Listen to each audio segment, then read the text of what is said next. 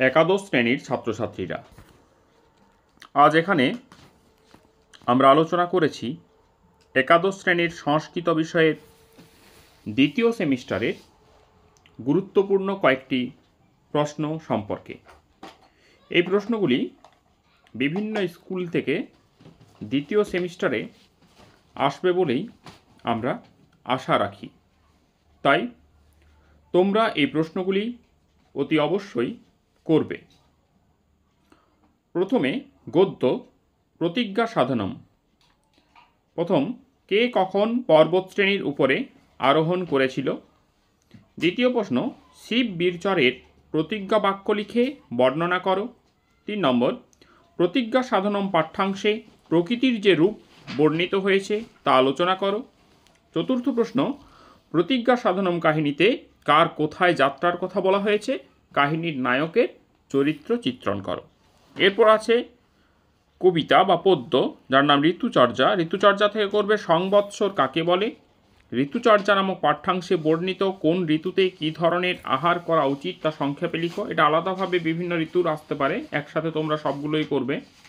এবং কোন ঋতুতে কী ধরনের আহার বর্জন করা উচিত? চতুর্থ প্রশ্ন, ঋতুচর্যায় বিষয়বস্তু সংক্ষেপে বর্ণনা করো। এরপর আছে নাটক দানবীর কর্ণ। দানবীর কর্ণ থেকে করবে দানবীর কর্ণ নাটকে কতজন চরিত্রের উল্লেখ আছে তাদের নাম লেখো। দাতা কর্ণ প্রার্থীকে কী ধরনের গাভী, অশ্ব এবং হাতি দান করতে চেয়েছিলেন? কর্ণের চরিত্রের মহত্বের পরিচয় দাও, এটি ভিভিআই প্রশ্ন। ইন্দ্রের চরিত্রের বিভিন্ন দিকগুলি আলোচনা করো। সংক্ষেপে কর্ণের বিপুল সম্পদের বর্ণনা দাও। বঞ্চিত খলু ভবানো উক্তিটির বক্তাকে। এখানে ভবানো বলতে কাকে বোঝানো হয়েছে? তিনি কি সত্যিই বঞ্চিত হয়েছিলেন? সপ্তম প্রশ্ন, বিমলা নামক অস্ত্র কে কেন প্রত্যাখ্যান করেছিল? এরপর আছে বৈদিক সাহিত্য থেকে আরণ্যক বলতে কি বোঝো? নিরুক্তয়ের রচয়িতাকে, নিরুক্তের আলোচ্য বিষয় কি, ছন্দ কি, ছন্দশাস্ত্রের প্রাচীনতম গ্রন্থ কোনটি, বৈদিক স্বর সম্পর্কে যা জানো লেখো। মহাভারত থেকে মহাভারতকে পঞ্চম বেদ বলা হয় কেন? ভারতীয় সমাজ জীবনে মহাভারতের প্রভাব আলোচনা করো।